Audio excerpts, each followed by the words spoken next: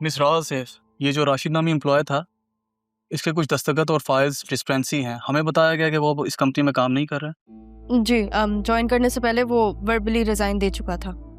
ओह, तो दबानी रिजाइन देने के पीछे वजह क्या थी? जी वो पहले ही बता चुका था कि ज़ाती वजूहात की बिना पर वो ये नौकरी जारी नहीं रख सकता। तो कोई तहरीरी इस्तीफा या फिर नोटिस पीरियड मांगा नहीं था उससे? जब मैंने ज्वाइन किया था तो मैंने उसे कहा था कि वो रिटर्न में रिजाइन दे, लेकिन तब तक उसने ऑफिस आना ही बंद कर दिया था। जी HR के पास उसकी गराजरी का मुकम्मल रिकॉर्ड है और हमने उसके अलग से डॉक्यूमेंट्स भी सील कर रखे हुए हैं जो इस फाइल में मौजूद हैं। तो राशिद ने खुद नौकरी छोड़ी थी? देखिए, मेरी टीम में जो शख्स है उसके लिए जिम्मेदारी लेने के लिए मैं बिल्कुल तैयार, लेकिन अगर मेरी टीम में कोई भी कानूनी तौर पे और एतमाद से खेल रहा है तो ये उसकी जिम्मेदारी है, मेरी नहीं। फरीद साहब, आप प्लीज़ ऑडिट वालों से कोऑपरेट कीजिएगा। मैं आप लोगों को बता दूंगी, मेरे नाना जान की कंपनी है और मेरे लिए बहुत स्पेशल है। अगर यहाँ पे कानूनी तौर पे कुछ भी गलत हो रहा है तो मैं बिल्कुल चाहूँगी कि उस पर सवाल उठे।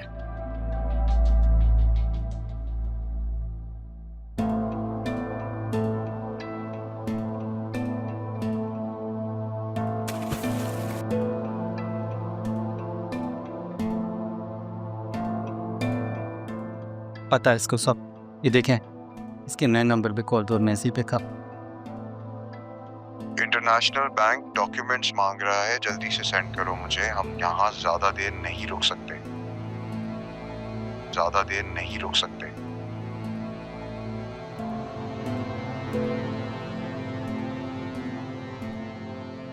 ये काफी है, उठाऊं तुम्हारे घर वालों को?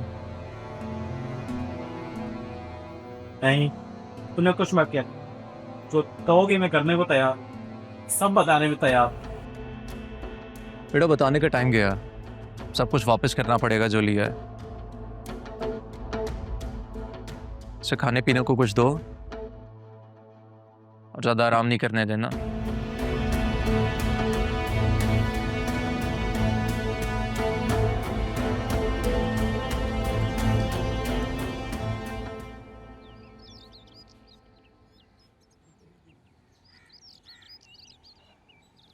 हेलो, कैसे हो? आई होप तुम ठीक हो गए। मैंने सुना है कि अरमान तुम्हारे खून के लिए प्यासा हुआ है, तलाश कर रहा है तुम्हें। तुम्हें कैसे पता चला? तुम वो फिक्र नहीं करो कि कैसे और कहाँ मुझे पता चला, लेकिन बस अपने आप को अंडरग्राउंड रखो। किसी से बात मत करना एटलीस्ट जब तक मैं ना कहूँ। ऑडिट वाले भी आए थे, तुम्हारा पूछ रहे थे, मुझे समझ ही नहीं आया कि मैं क्या कहूँ, तो मैंने इतना कह दिया कि मुझे नहीं पता। अब अरमान पीछे पड़ गया, उसको मैं क्या कहूँ। तुम हो कहाँ? मैं तुमसे कहा था ना कि डैड की तबीयत ठीक नहीं है, बस उनको लेके यहाँ आया हूँ।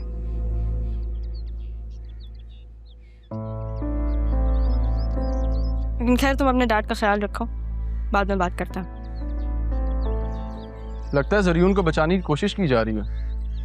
अरमान, मेरा मतलब असिस्टेंट कमिश्नर साहब, अब तो करप्शन के केस में यहाँ पे फंसाने आया है ना हमें। मैं सिर्फ इतना बताने आया हूँ कि ये खेल अब ज़्यादा देर नहीं चलेगा। और रही बात फंसाने की, तो RNB के खिलाफ मैं कभी कोई ऐसा कदम नहीं उठाऊंगा जिससे उन्हें नुकसान पहुंचे। आर को तो जितना नुकसान पहुंचाना था आपने पहुंचा दिया। अब तो आप बतूल बी को प्रोटेक्ट कर रहे हैं ना। जो समझना समझो, बस ये याद रखना कि अब हर वार दिल को चीर के निकलेगा। कल मिलते हैं।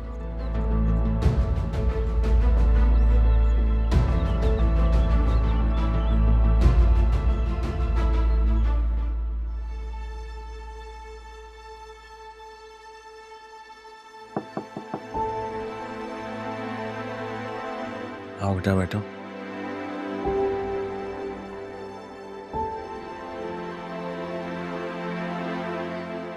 बाबा, मैं आपसे एक बात कहना चाह रही थी। हाँ कहो बेटा, क्या बात है? बाबा, मैं चाह रही थी कि मैं सयोन से खुला ले लूं। मैं जानती हूँ कि मेरे लिए फैसला करना आसान नहीं होगा,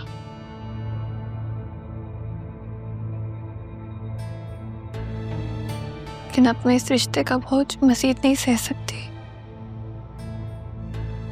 मैं खुद को आज़ाद करना चाहती हूँ हर उस याद से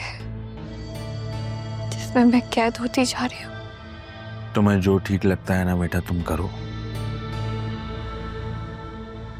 मैं तुम्हारे साथ खड़ा हूं।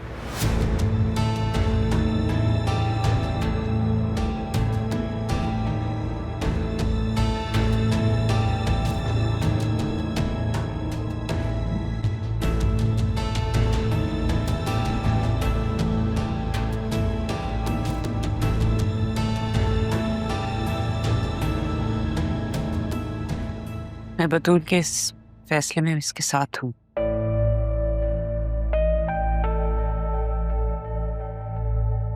आई थिंक तुम्हें ज़ैनब से बात करनी चाहिए। क्या? अभी बतूल की खुला नहीं हुई है, समझी तुम? जानती हूँ।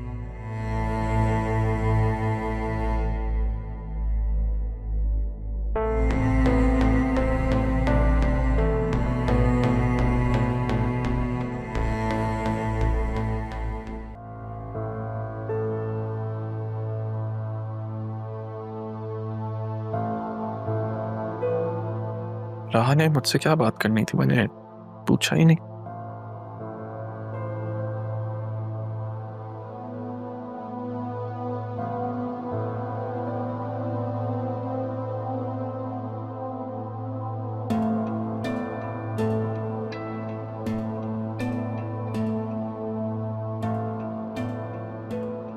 अब ऐसे है तो फिर ऐसे ही सही, तुमसे ऑफिशियली बात करनी होगी। श्योर।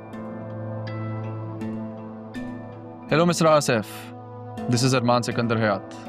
आप कल सुबह 9 बजे कमिश्नर ऑफिस पहुंच जाए। This is an official message.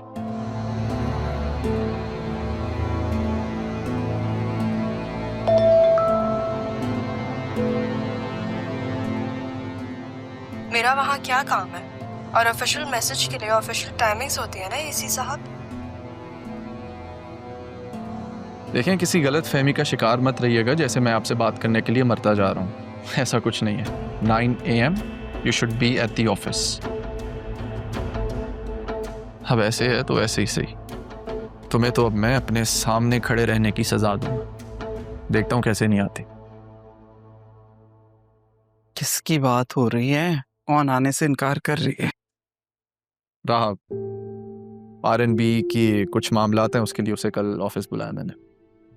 अच्छा, देखो अरमान, चाहे ये ऑफिशियल है या अनऑफिशियल, इस काम को फौरन समेटो, क्योंकि मैं बहुत थक गई हूँ और मैं अब तुम्हारी शादी करना चाहती हूँ। मुझे शादी नहीं करनी है। जिसके लिए तुम इनकार कर रहे हो ना, वो खुद को सजा दे रही है, बिल्कुल इसी तरह जैसे उसकी माँ ने उसको छोड़कर सजा दी थी खुद को। लेकिन मैंने तो तुम्हें कभी भी जिंदगी के किसी पल पे भी नहीं छोड़ा अकेला, फिर मुझे किस बात की सजा दे रहे हो? आप सब जानती हैं अम्मी, फिर ये बातें क्यों? मैं सब जानती हूँ, लेकिन तुम एक बात अच्छी तरह समझ लो कि मैं थक गई हूँ। मुझे अज़ियत देना बंद करो बेटा। मैं चाहती हूँ कि तुम्हारी शादी हो जाए, तुम मेरी जिंदगी में सेटल हो जाओ। लड़की पसंद कर ली है मैंने, और मैं इनकार नहीं सुनूंगी। अगर तुमने इनकार किया तो मैं अपनी जान से जाऊंगी।